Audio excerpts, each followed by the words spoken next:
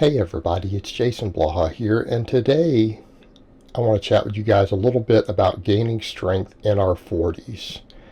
And this is something I do talk about quite a bit.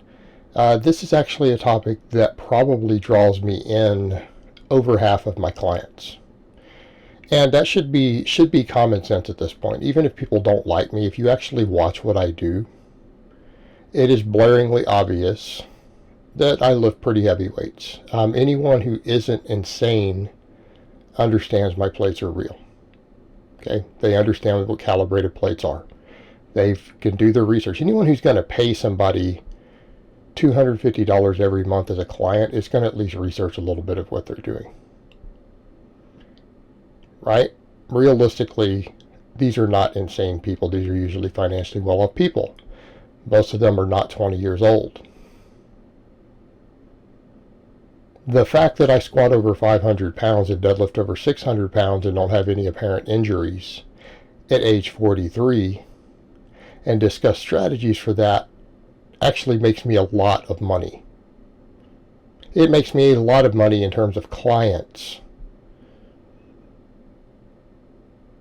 So that's why we need to talk about these topics. That's why a lot of you guys out there need to understand how important a topic like this is. It's an important enough topic that I have at least 10 guys who specifically pay me every month, so thousands of dollars, just because I'm strong at my age and don't have injuries, who are slightly older guys who have the financial means to afford it. Okay, I get guys who are like, I'm hiring you because I want to squat 500 pounds when I'm 40 years old without being hurt. I literally have had people say things like that as the reason they are hiring me. So let's talk about this, because this is something that I observe. A lot of my supposed contemporaries, how many of them are beat up, banged up, destroyed, can't lift heavy? A whole lot of them. Right? It doesn't take long. You can look through YouTube. You can look at different fitness professionals, even people who dislike me, but they're always getting hurt. They're always beat up. I've had my beat-ups and injuries, but I've learned from them. And we learn from our mistakes.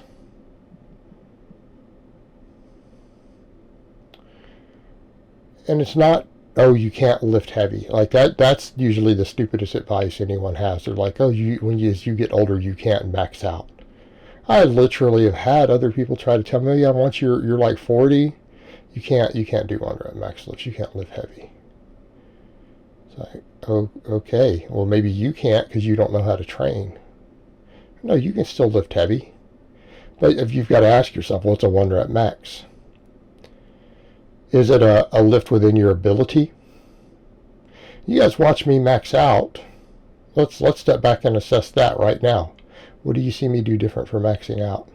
Do you see me psyched up? Do you see me screaming? Do you see me putting on a show?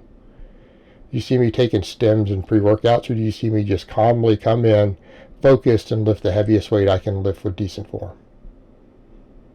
Okay. Don't psych myself up. There's no psychological arousal. You come in and you squat 500 something pounds. You just put it on your back, brace, and squat it.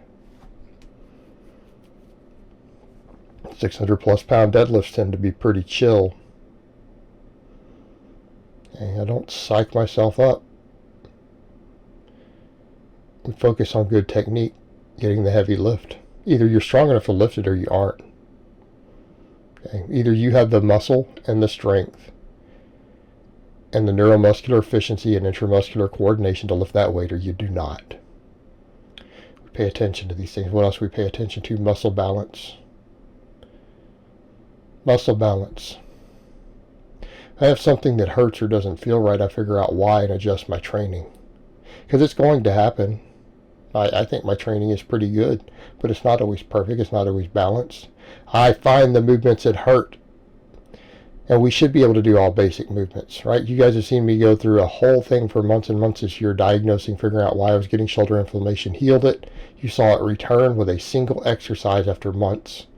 And then me saying, okay, but I need to be able to find a way to do that movement pattern without causing this shoulder inflammation. How do we fix this? Well, we fix these things by finding the correct grips and angles. We fix these things by building the musculature that we need. What predisposes us to injuries?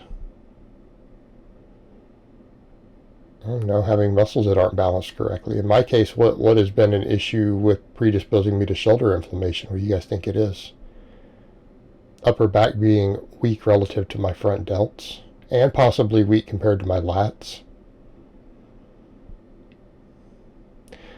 Weak upper back means mid-traps, posterior deltoids, infraspinous. I'm not saying they're weak. Mine are all really strong. They're not as strong as my other muscles.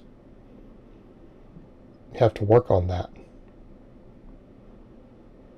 I'm not saying you can't develop certain things, but if your lats are too strong for your upper back, pecs and front delts are too strong for your upper back, don't complain when you get hurt. In other words, if chin-ups and pull-ups are your primary middle and upper back training, you, my friend, are going to be predisposed to impingement and injury. You are. That's it. You're setting yourself up for risk. It's a perfect example.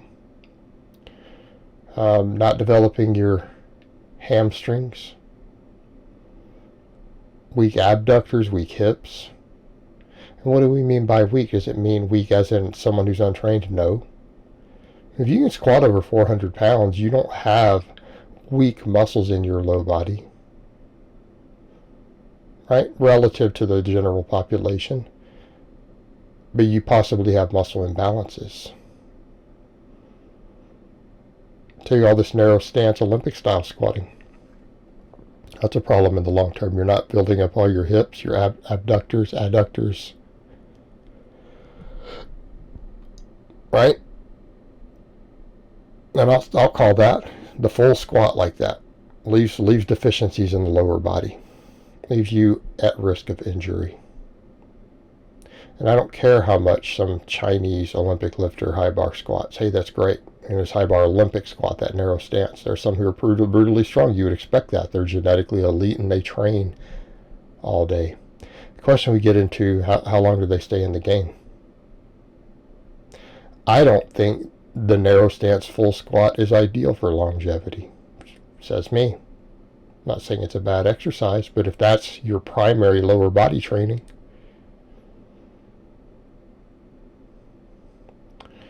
don't be surprised when you get knee inflammation down the road. And I'm not talking about when you're 30. I'm talking about when you're 40, when you're 50. Be surprised if you don't have the exact hip support that you need. You need to be doing wide stance squatting. I'm not saying it needs to be exclusively. That's a perfect example. Yeah, another one, weak hamstrings, weak erectors. Not paying attention to these muscles. We can talk about mobility, but what is mobility? Muscle weakness. Muscle weakness. And before guys say, well, as you get older, the joints don't move the same. Well, don't they? You're telling me after you're a cadaver, someone's not going to be able to take your skeleton and just move it through the normal joint movements? Because I bet you they will.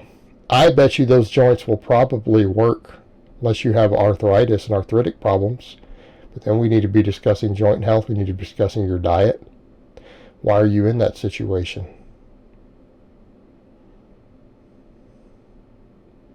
Why are you in that situation? Probably piss poor diet. Piss poor stress management.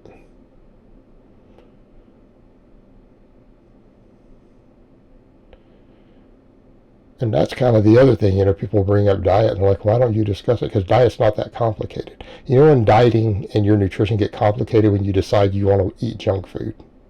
That's when you make it complicated. Nutrition isn't complicated when you live on single ingredient foods. It's not even a topic worth discussing for the most part for lifters. It accounts for such a tiny microscopic portion of what's going on. People say, what about body fat? Well, that's calories.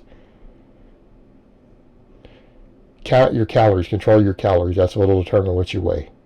And your body weight relative to the lean tissue on you will determine how much fat you have. Control your body weight. Nutrition's not complicated, though, for athletes. People make it complicated because they say, well, I want to find a way to work in pancakes and ice cream. I want to eat junk food. Okay, well, fine. You're going to make it more complicated. Everything you eat's a single ingredient food, so I don't do meal prep. Well, you guys want to watch me eat rice and chicken? Like, do you think my meal prep consists of putting something besides water in my rice? It's just rice and water. My chicken, you mean the chicken? You mean the steak? I don't season it, I just cook it and eat it. I mean, realistically, it's not that complicated, guys. It really isn't. But mobility, what's our issue here? Muscle imbalances. You have muscles that are too weak, or you have muscles that are way too strong relative to other muscles in that movement pattern. And until you fix the muscle imbalances, you're going to have mobility problems. And you're going to be predisposed to injuries. It's that simple. Right, this is how we have longevity under the iron, by not being stupid. Alright guys, so that's really all I have to say on that today. I hope it's been informative, and I will talk to you guys next time.